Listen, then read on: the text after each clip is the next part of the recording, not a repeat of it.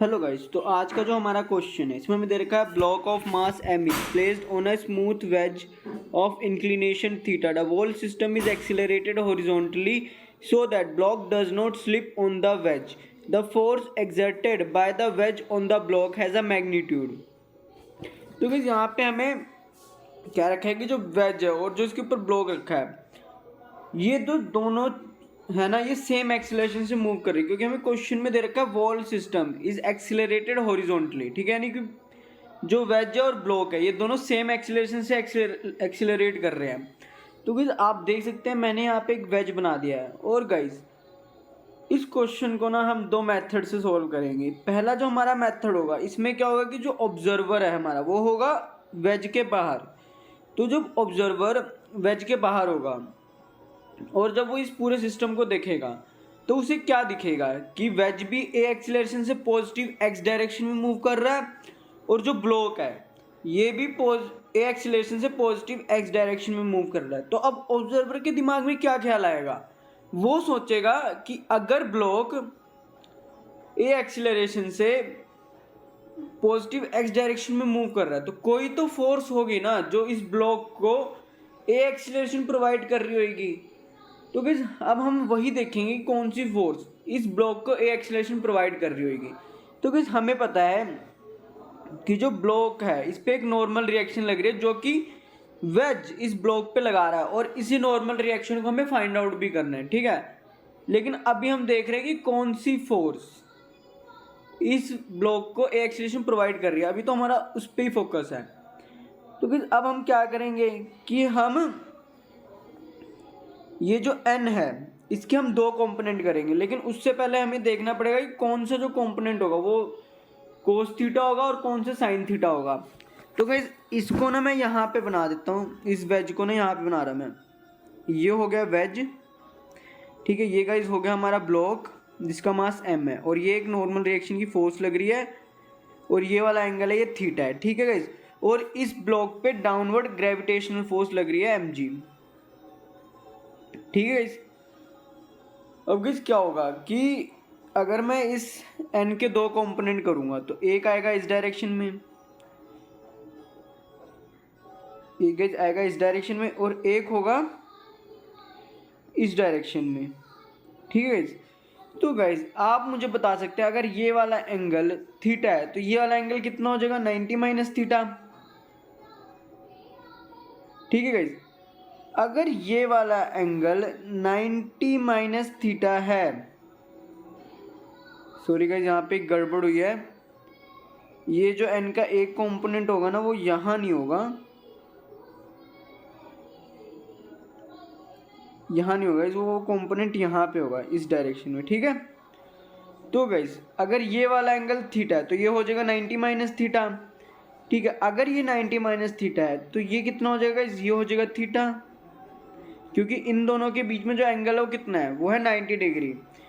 तो अगर मैं इस वाले एंगल को x मान लेता हूँ, ठीक है गाइस, यहाँ पे गाइस इसको मैं यहाँ पे ड्रॉ कर रहा हूँ ताकि अच्छी समझ में आ जाए। तो गाइस ऐसा कुछ है ना, ये गाइस कुछ ऐसा है। तो गाइस अगर ये वाला एंगल हमें पता लग गया है कि ये हमारा 90 माइनस थीटा है तो इसको हमने x मान लिया। ठीक है, तो अब मुझे पता है कि इन दोनों में जो एंगल हो कितना है 90 डिग्री है। तो मैं क्या करूँगा, मैं लिख दूंगा 90 minus theta plus X is equal to 90 degree. ठीक है, तो गाइस ये भी 90 डिग्री है, तो ये गाइस ये दोनों कट जाएंगे, यहाँ से जो हमारा एक्स आएगा वो आ जाएगा थीटा। तो इसका मतलब ये वाला एंगल हमारा थीटा के बराबर है। तो गाइस अगर ये वाला एंगल हमारा थीटा के बराबर है तो इन दोनों में जो एंगल है वो कितना है, वो है 90 डिग्री। तो अगर ये थीटा है तो ये गाइस 90 माइनस थीटा हो जाएगा। ठीक है गाइस, ये हो जाएगा 90 डिग्री माइनस थीटा। और गाइस अगर ये 90, पहले तो गाइस मैं कलर चेंज कर लेता हूँ पेन का। तो गाइस अगर ये वाला एंगल 90 डिग्री माइनस थीटा है तो ये कितना होगा, ये होगा गाइस थीटा। तो गाइस अगर ये थीटा है तो हमारा ये वाला जो नॉर्मल का कंपोनेंट होगा ये कितना हो जाएगा, ये हो जाएगा n कोस थीटा और ये वाला कंपोनेंट हो जाएगा हमारा n साइन थीटा। ठीक है, तो गाइस अब आप देख सकते हैं कि जो हमारा n साइन थीटा है ना, यही इस ब्लॉक को ए एक्सीलरेशन प्रोवाइड कर रहा है। तो इसलिए गाइस मैं लिख सकता हूँ कि जो n साइन थीटा किसके इक्वल होगा, एम ए के इक्वल होगा। और गाइस आप इसी फिगर को देख के या आप इस फिगर को देख के बता सकते हैं कि जो मेरा n कोस थीटा किसके इक्वल है, एम जी के इक्वल। तो यहाँ से जो हमारा n आएगा वो आएगा एम जी कोस थीटा। और गाइस क्वेश्चन में हमसे यही पूछा गया, नॉर्मल है, क्योंकि गाइस क्वेश्चन में क्या लिख रखा है, क्वेश्चन में लिख रखा है the force exerted by the ways on the block has a magnitude. तो गाइस आप देख सकते हैं कि जो वेज है वो ब्लॉक पे नॉर्मल रिएक्शन ही तो लगा रहा है, तो और इसी को हमें फाइंड आउट करना है। तो यहाँ से जो हमारा n आ रहा है वो आ रहा है n is equal to M G cos theta. तो गाइस इस हिसाब से इस क्वेश्चन के लिए जो सही ऑप्शन हो जाएगा वो हो जाएगा ऑप्शन नंबर सेकंड। अब गाइस हम इसको ना दूसरे मेथड से देखते हैं जो कि है हमारा स्यूडो फोर्स का।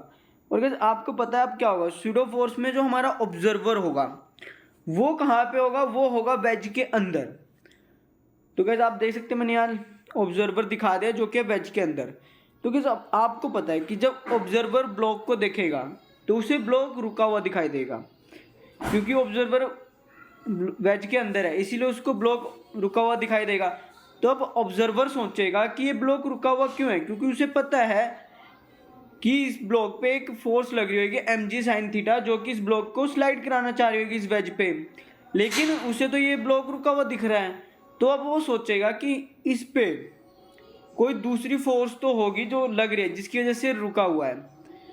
तो गाइस हमें पता है यहाँ पे एक स्यूडो फोर्स लग रही होगी, ठीक है गाइस।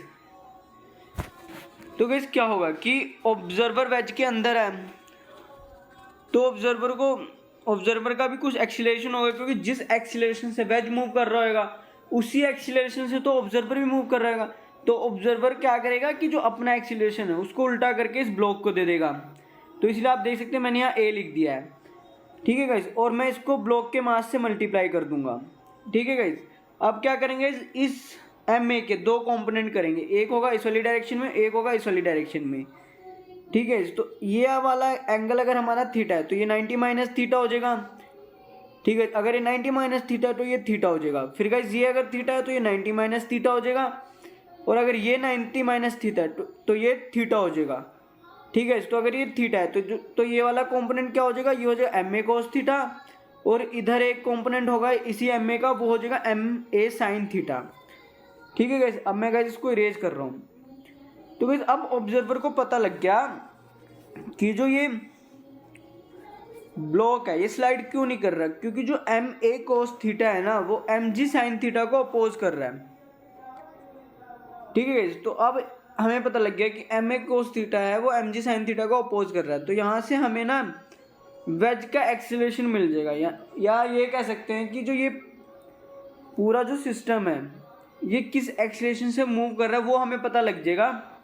तो गाइस यहाँ से मैं लिख दूंगा M A cos theta is equal to M G sine theta. तो यहाँ पे गाइस क्या होगा कि जो हमारा m से m कट जाएगा, यहाँ से जो मेरा a आएगा वो आएगा g साइन थीटा अपॉन में कोस थीटा। अब गाइस यहाँ पे जो हमारा इस ब्लॉक पे mg लग रहा है इसके भी हम दो कंपोनेंट करेंगे, क्योंकि जब मैं दो कंपोनेंट करूँगा तभी तो ये mg साइन थीटा आएगा ना। पता लगेगा कि जो mg साइन थीटा है वो इस ब्लॉक को नीचे की तरफ खींच रहा है।